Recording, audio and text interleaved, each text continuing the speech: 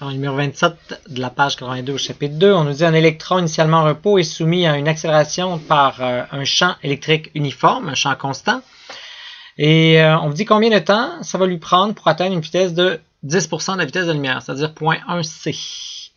Maintenant, on vous dit aussi combien de temps, puis après on vous dit quelle distance ça va avoir parcouru pendant ce temps-là pour obtenir ça, et quelle est son énergie cinétique finale. Donc commençons avec ça. Déjà, premièrement, si c'est un électron, vous savez qu'il va y avoir une force qui est opposée au champ. Fait que là, j'ai mis le champ vers les X négatifs pour que la force ici soit vers l'avant. La force électrique sur l'électron va être de sens contraire au champ vu que c'est une charge négative.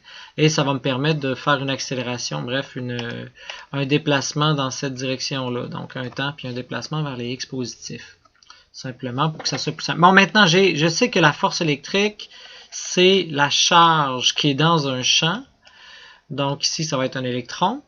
Et puisque ce champ-là est constant, la force va être constante, ce qui va me donner une accélération constante. On sait qu'il n'y a qu'une seule force, il n'y a pas de gravité ici, on ne nous en a pas parlé, puis de toute façon, ça serait minime, on l'a déjà vu. Donc ça va être la masse fois l'accélération ici. Bon, fait que c'est la charge, c'est l'électron, le champ, c'est ce qu'on a. La masse, c'est la masse de l'électron, puis ça va me donner l'accélération qui va nécessairement être vers x. On se rend compte ici, donc vers x. Donc là, moi, si je veux trouver le temps, ben, il va falloir que j'applique ce que j'ai vu en mécanique. Bon, position initiale, on va la mettre à l'origine. Position finale, ben, on va le trouver en B. La vitesse initiale, on sait que c'est 0. La vitesse finale, ben, on sait que c'est 10% de la vitesse de la lumière, donc c'est 0.1 fois 3 fois 10 à la 8 mètres par seconde. Donc, ça va faire 3 par 10 à la 7. L'accélération, ben, on sait que c'est quoi? Mais quand j'isole, c'est EE, là, EE sur la masse de l'électron. Donc, je pourrais calculer tout ça. Et le temps T. Donc, je vais aller chercher les choses. Après avoir mis les chiffres, donc la charge d'électron 1.602 par 10.19, on a la charge de 10, le champ de 10 à la 5 et la masse de l'électron. N'oubliez pas, on a ça au début du Benson. En Python, on arrive à 1,759 par 10 à la 6 mètres seconde carré. Est-ce que vous avez vu à quelle accélération? C'est incroyable, comparé à notre 9,8 mètres seconde carré, le gravitationnel. OK, maintenant qu'on a ça, ce qu'on veut trouver, c'est le temps. Donc là, je regarde qu'est-ce que j'ai pas. Donc, je veux une formule où ce qu'il y a du temps, mais qu'il n'y a pas de position. Donc, on pourrait prendre la formule V égale à V0 plus AT. Et tout simplement isoler T qui est V moins V0 sur A. Puisque la vitesse initiale est en 0, ben, ça va être carrément ma vitesse de 3 par 10 à la 7 divisé par l'accélération qui est 1,759 par 10 à la 16. Donc, je vais inverser ma réponse. Et je vais faire fois 3 à la 7. On arrive à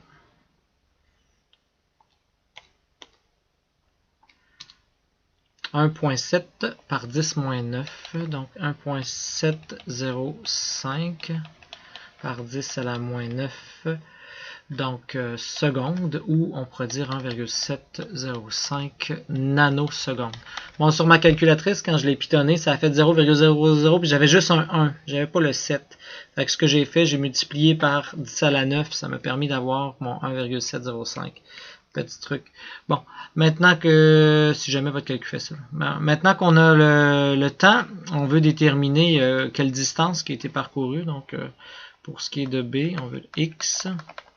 Donc, maintenant, pour trouver X, on peut prendre la formule qu'on veut. On sait que X est égal à X0 plus V0T plus 1/2 A T carré, vitesse initiale 0, position initiale 0. Donc, la position finale, ça va être 1/2 fois mon accélération qu'on avait. Donc, rappelez-vous, 1,759 fois 10 à la 16 multiplié par mon temps qu'on vient de trouver de 1,75 par 10 à la moins 9, mais au carré. Donc, je vais prendre ma vitesse ici. Je vais l'élever au carré. Puis, je vais faire fois 0.5 et fois 1,759 exposant 16. J'arrive à 0,02559 mètres, donc c'est-à-dire 2,56 cm à peu près.